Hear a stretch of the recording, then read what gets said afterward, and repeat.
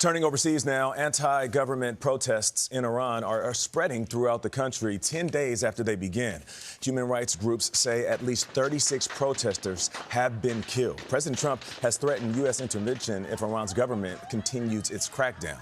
Elizabeth Palmer has reported many times from Iran. She joins us now from London. Getting any report out of Iran is incredibly difficult. What do we know about these protests? What's different this time around, surprisingly, is the fact that the Iranian government hasn't actually, from what I've seen, has not actually limited the internet. Because usually when this kind of stuff happens, there's a lot of obviously external involvement. There's different groups because Iran is a very diverse country as well, for the record, for those of you who don't know. So there's external pressure coming from different ethnic groups inside of the Iranian state.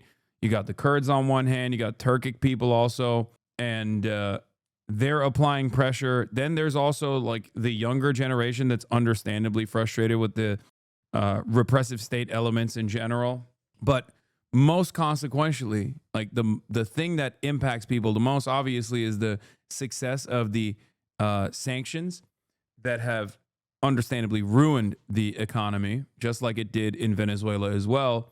And then while we are consistently dialing up that pressure, and then people get mad about that because they're starving and they're angry and they're upset, we then turn around and go, "Oh, dude, these guys just don't know how to manage their economy." There's just not really much you can do if you're outside of the American, if you're a foreign adversary. No matter how big you are, in the absence of having nuclear arms, you're never going to be able to position yourself around the globe, especially when your closest allies that are outside of the American security apparatus are, too busy doing their own like Russia in particular, also fighting in Ukraine and invading Ukraine. So that's the situation in front of Iran, and I don't know where these protests go as well. I don't know where this goes. It seems to be getting larger and larger every single day. Like I said, a big part of that is because of the frustrations that the youth feel, or the frustrations that everyone feels really towards not only just state repression, but also the economy. First and foremost, the economy. Well, we're able to talk to people in... Why did the Islamic Republic alienate America for no reason? Iran's ruler is paying the consequences for the choices that they made. You're joking, right? That's a meme, right? I hope you're memeing, because there ain't no way you're being sincere. I think a lot of people don't understand that the Iranian government has actively worked alongside the United States of America in its operations in the Middle East. And if anything, they've been too subservient to the needs and interests of the United States of America in general. It's not even a question. Yeah, Iran cooperated with American security doing intelligence sharing in the region for the longest time after the problem we created in the goddamn region known as the Islamic State. And we thanked Iran by assassinating one of the major heads of the military. Also, it is deeply ironic when the United States is a protester that's killed in broad daylight in the wealthiest nation on the planet, in the bastion of liberal democracy. Our president obviously celebrates that moment when Iran, which has been crippled and destroyed by sanctions, which has a hermetically sealed form of governance as a consequence of Western intervention since its successful revolution against the previous Western intervention that was so unfavorable that it unified the Islamists alongside with alongside the communists and the socialists. It's a just cause for military intervention. If Iran shots and violently kills peaceful protesters, which is their custom, the United States of America will come to the rescue. We are locked and loaded, ready to go. Thank you for your attention to this matter, President Donald J. Trump. Which is such a funny thing to say, because the last time America intervened in Iran militarily, alongside Israel, which, by the way, I consider Israeli intervention in Iran also an American intervention, as do they killed a bunch of children. So what are you going to do? You're like, no, excuse me, Iran, only we get to kill your population. Is that the argument here? It's like, you better not kill your protesters or else we'll come over there and bomb the out of your capital. Like what are you going to do? So yeah, it's a horrible situation in general. And obviously it shows the incredible inconsistency, and liberal media, of course, plays a transformative role in upholding this inconsistent attitude. Iran, and of course we have smartphone videos of the protests that act as little windows into what's going on. Independent journalists, especially foreign ones, are being kept well away. We know the protests have erupted across Iran, mostly in the south and the west, and while they aren't huge compared to the massive uprisings we saw back in 2022 and 23, they are continuing, and they do appear to be growing. How vulnerable is the regime? That's the big question. It's certainly weaker than I can remember it ever having been. There's no question Iranians are utterly disillusioned and fed up. The economy is in a shambles thanks to sanctions, but also to mismanagement.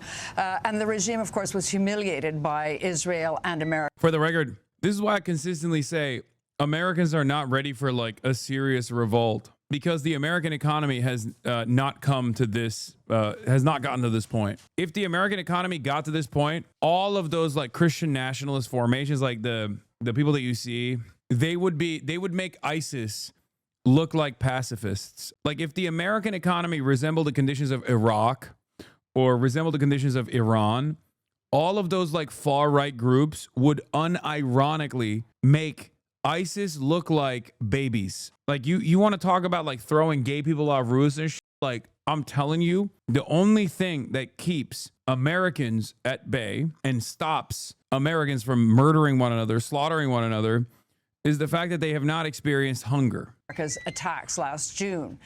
Online, you do see calls for America to strike again following President Trump's warning that the U.S. might intervene, although I should say there's no military movement to suggest. Yeah, it is pretty funny, though, that, yeah, when they're burning things, jumping on cars and blocking the road, when this happens in the United States, Asmongold says the American government should come in and just murder every single person. Put all of the people that were doing the shit in front of the detention centers, put them in mandatory prison labor camps, authorize the police officers to respond with violence to them, bring in the military if you need to, look and find out who's funding this, take those people, charge them with incitement for terrorism, put them in Guantanamo Bay. Like, I'm talking about scorched earth, Old Testament, get them the fuck out. When it's happening in Iran, Asmongold turns around and says, oh, these people deserve freedom and liberation. Why aren't they getting the freedom and liberation?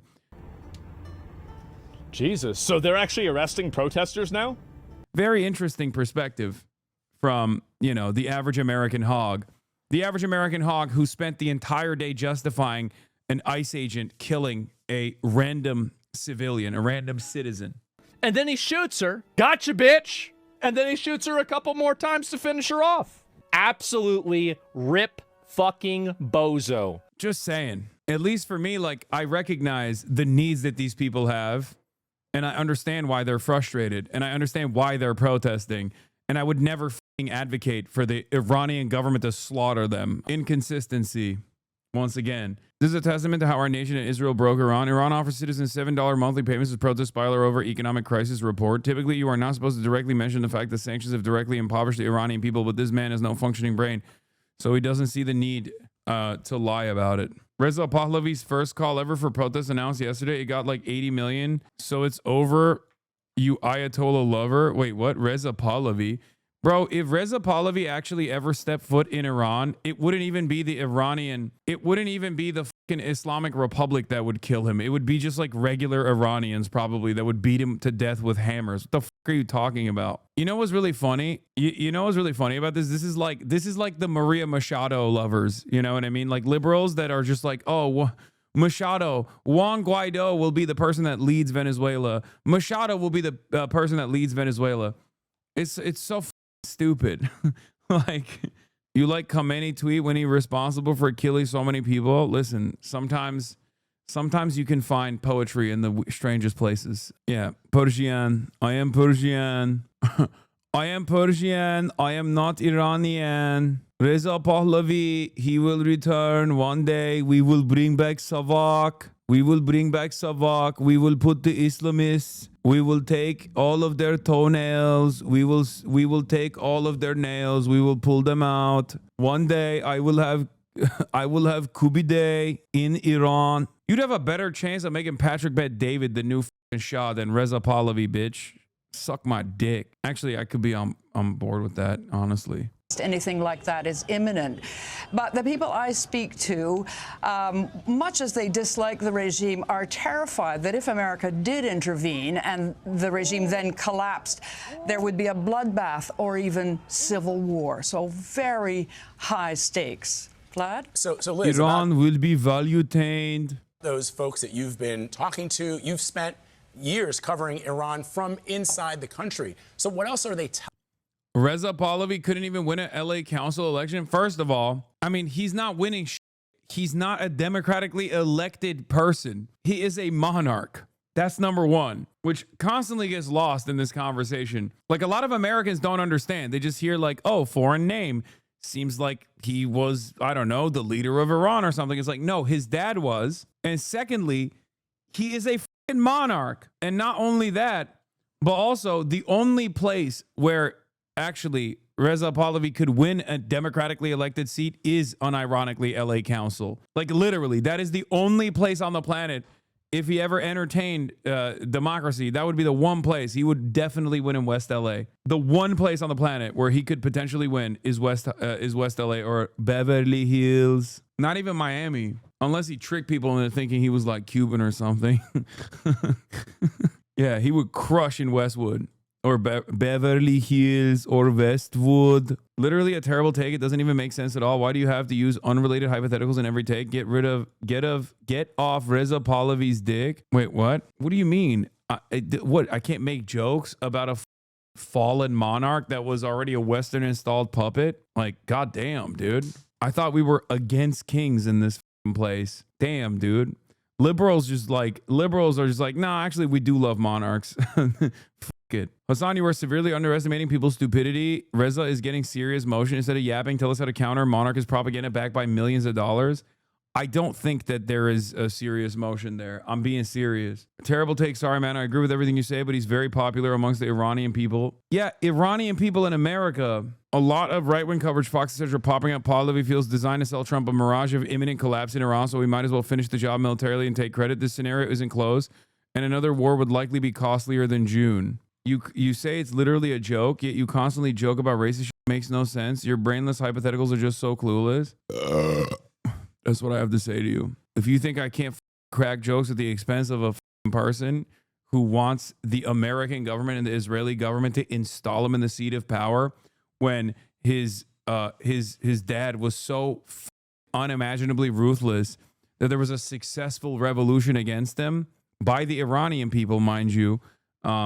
I don't know what else to tell you. Like, you know, you can try to preserve the sanctity of your favorite fail son, but yeah, no, it's delusional. No, he's getting motion inside too. Unfortunately, people are desperate and think that an uncharismatic bottle of ketchup is their only hope. I mean, good luck. I don't know what to say other than the fact that, you know, good luck. Good luck, guys. He will be the Bolsonaro of Iran. He is a lion. He is a lion. He's Mr. Lion. He is my lion. Telling you this potential civil war that could come about if the U.S. tries any kind of military action is very, very disturbing. Well, Iran is a country of factions and power. He co-ops the announcements. There's 100% Mossad/US collab with a ketchup bottle, Pahlavi to orchestrate things to make it look like he's more influential than he is. I don't think he is gaining that much. Why do you spin out in silence like that, Lamau? I just don't think that there is like legitimate, there is enough real support in the country for a monarch. No matter how much the newest people are shouting his name in the streets, please stop spreading your political views, sob emoji. Where are these people coming from? I suspect not from Iran, right? Like, this has got to, is there like a big video that Asmongold did or made or something? He was talking about like people in the streets of Tehran are screaming for the Shah to come back. My Iranian friends tell me the moment any Shah wants to return to Tehran, he will 100% be swarmed by people with stones, not flowers.